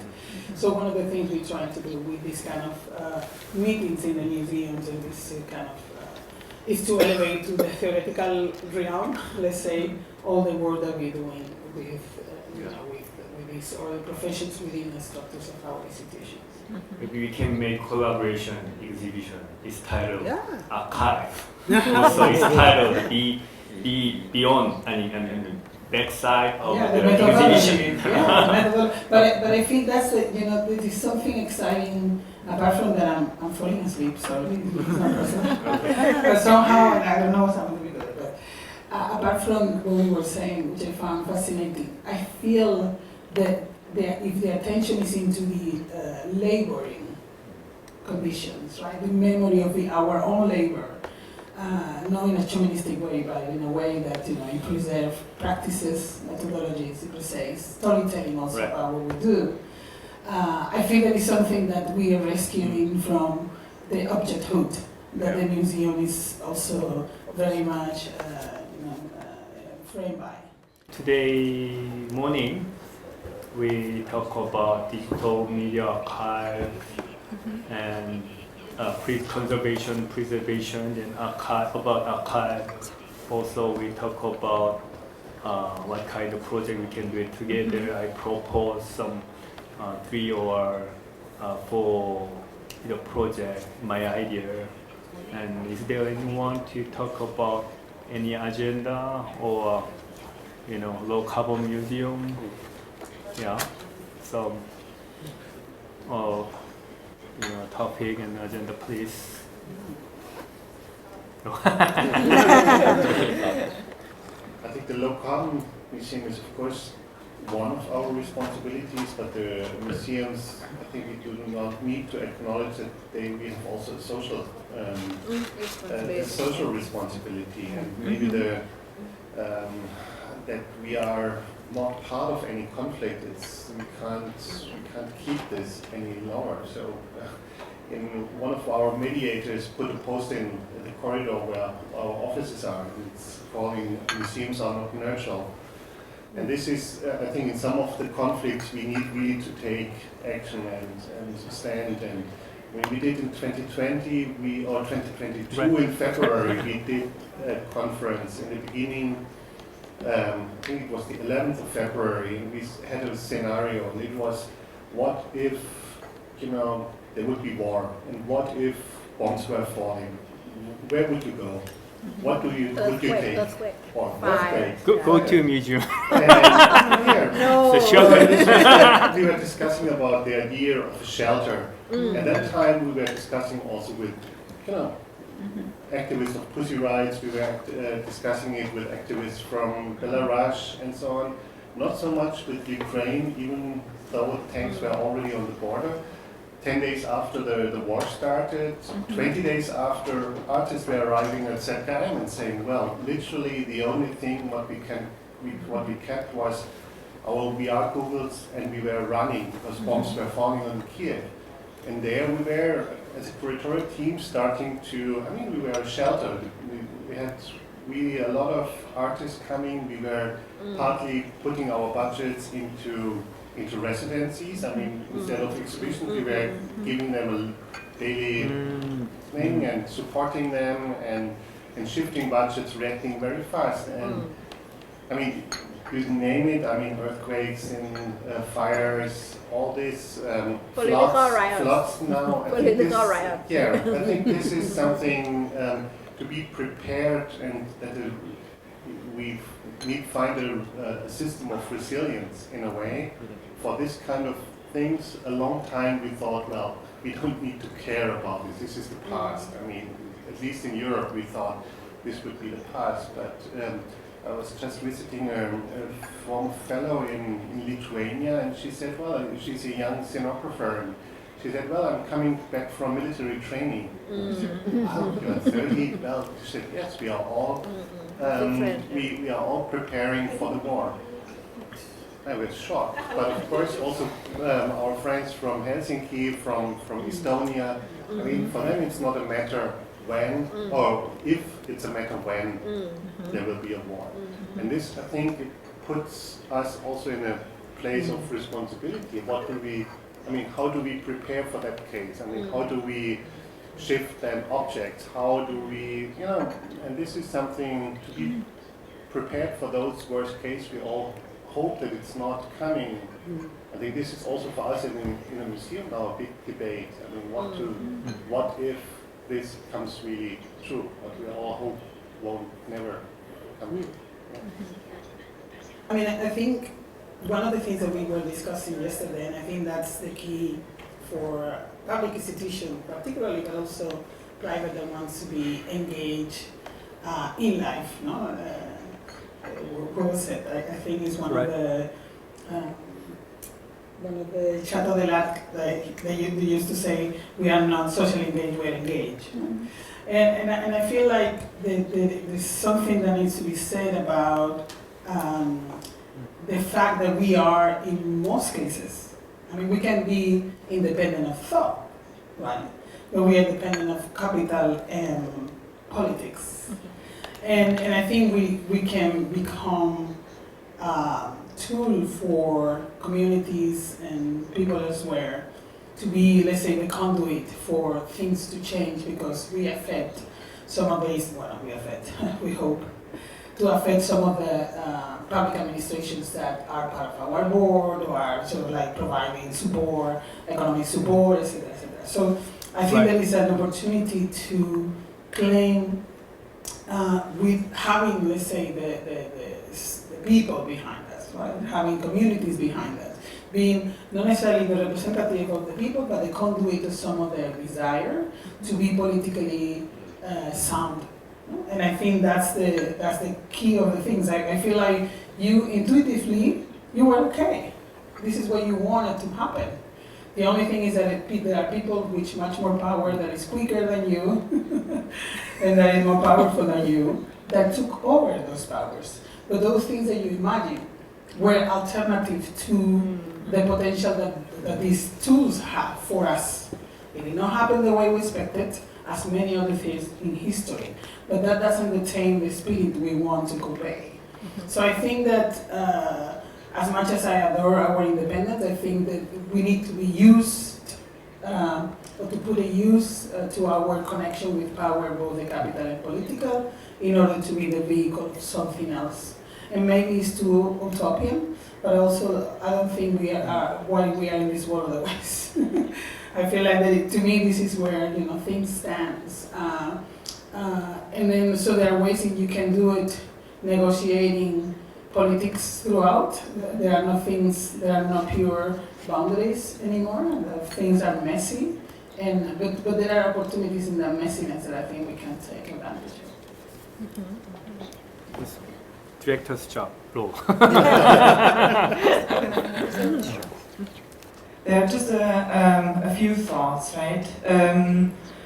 So one thing about the war and getting ready for war, I refuse. I see, for me personally, I want to learn more about how to fight the systems that are wrong in place. I don't want to hide in fear and be ready for the war. And I would love to see museums trying to also be part of this discussion. How do we really become the tool that empowers people to live in a democracy that is so fragile? How can we explore new tools that democracies need for a society that participates? I know it's also maybe at the same time a bit naive to close eyes because it applies the same to the world will change because of climate change or climate crisis. But I'm also reminded by this because last year at the Ars Electronica Festival we had the theme Hope. This year it's Panic. So the world changed every year. I'm very curious what will be next year. Yeah, the trilogy is like building up here. It's yeah. So that is one thing, and I also think that the strategies that you applied already many years ago, right? We need to repeat them over and over and over again and distribute them and make it available all over the world because. Not for many people, the museum is really a place where they can learn these skills. It's not, it's very exclusive. It's very, very exclusive. So it could be this place where these like methods and tools can be learned, but it's at the moment opening its doors to a very particular audience. And I think this needs to change through becoming a place where people can spend their night because this is what they need. So I thought this example yesterday will definitely resonate with me in a very, very long time. Just a short. Yeah, of course, it's a good place, a museum. As a future, even as now, it's a good platform to show diversified artworks. Because in China context, I think until now, because of the traditional or conventional idea about art, it is naturally, really. If it is too much conceptual, people don't understand it. So they will ask you, what's that? Don't mention the ideological things. But so that is why bring much diversified artworks can make people become inclusive, tolerant, and they can accept any kind of taste, aesthetic taste. So it's good. 12 years ago, in 2013, I published a book called Democracy of Art. But I couldn't imagine such title could be used today. But anyway, when you do it to use the museum, that's my belief. That's my belief. That is why I try to bring different artworks, even today in my space. And as I mentioned, the artists use the gold to make the golden rice that the people participate to find such a good rice, take them away, let them do feel what kind of feeling they can feel. Even it is not common artworks, but it is a participation project. So for me, we have to do that, especially in Chinese context. I think the museum have some authority and power, right? Because museum have professional artist, aesthetic professional expert group, running the museum. So that is our authority and that is our power. But that power is nowadays, that power is passed to the audience. Yeah, so no more, that power is no more our own power. So now I'm researching about our ecosystem. It's totally changed. The past time, there is only one art evaluation system running by expert group, right? The art evaluation system means this work is good work, this work is not good, this work is over $1 million, this work is just $10,000. Who decide? Who evaluate? That is by the expert group, curator, powerful curator, powerful critic, powerful art journalist, powerful collector. By communication, by description, by sharing those kind of the evaluation system, just reading by those expert group, right? And that the past time 20th century, that evaluation system is only in the Western, Europe or New York, not Asia. So many Asian artists want to go to the MoMA and Guggenheim and Tate Modern and Goldsmith College, right? Because there is evaluation system. But now it's changing. Totally changed. So there is another evaluation system is coming out by just ordinary people, by just audience. For example, the Banksy and Liu Yang. Yeah, Banksy, Liu Yang, who else? Kaos. Yeah, those kind of artists evaluated by the just people. Yeah. So when I met Liu Yang, I got a very strange feeling. Liu Yang never care powerful people. She doesn't care about piece director. She don't care about museum director because she already famous for young, just ordinary people, seller. So those kind of new evaluation systems coming out, and then those kind of artists, many like Steve Harrington, also, if he posts his work in his website, the next day sold out. He have over 1 million followers. So I think how museum should be work future.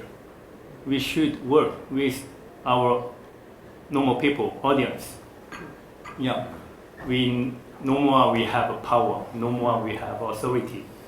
So we have also have to thinking about those kind of new movement.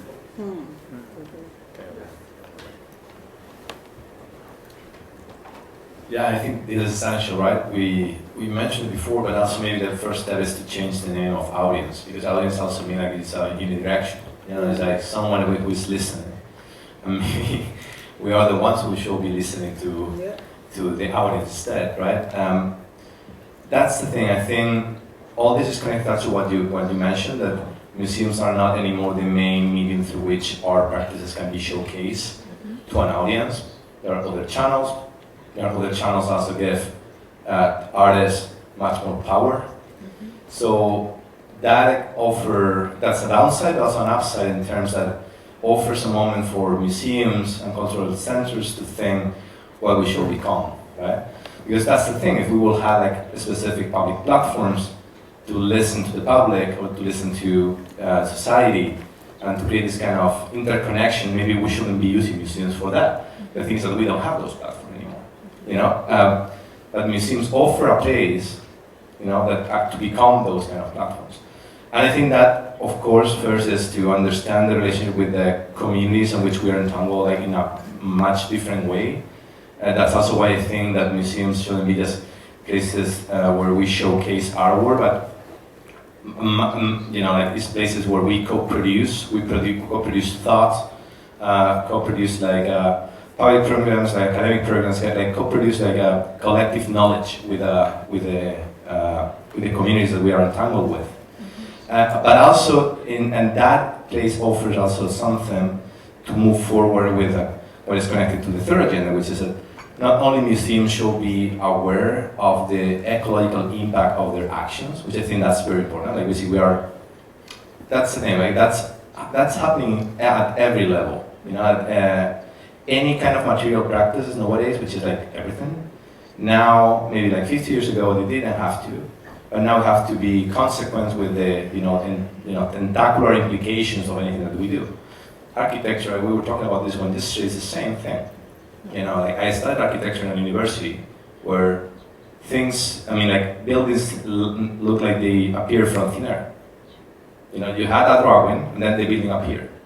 I never had any class where any professor was taking into consideration, for example, the extractivist procedures that were necessary to extract, stone or wood or whatever. You know, like this idea that every building is a tentacular ecology that expands beyond the site of construction to the site of abstraction. Any material reality is that. Museums are also the same, exhibitions are also the same, right? I think like any kind of economy that's linked to any kind of material dimension now needs to be aware of those implications in how we design things and how we apply things. But even going forward, it's not only about trying to reduce the impact, at the lowest level possible. It also, and this connects with democracy, this connects with places for shelter and so on, how we can become places for regenerative practices. Not only reduce, the impact, but actually repair things. And I think that's also connected to this idea that open up to communities, but also that involve hugely the structures of governance of the institutions. Like how the institutions are governed. How do we include other voices in the decision-making processes? And that's a huge challenge, right? Okay. I'm so sorry. I'm so sad. We have to stop. Discussion. No, but okay. There's another schedule in this forum. So I already told you I'm going to summarize today discussion, and I'm going to make some online discourse field, and then we can keep communication in the online. Also, maybe next year we're going to do it again. This forum is ongoing forum. It's kind of association, institutional association. So, and also today dinner or tomorrow lunch, also we can keep it our discussion. Okay, thank you very much. Thank you. And,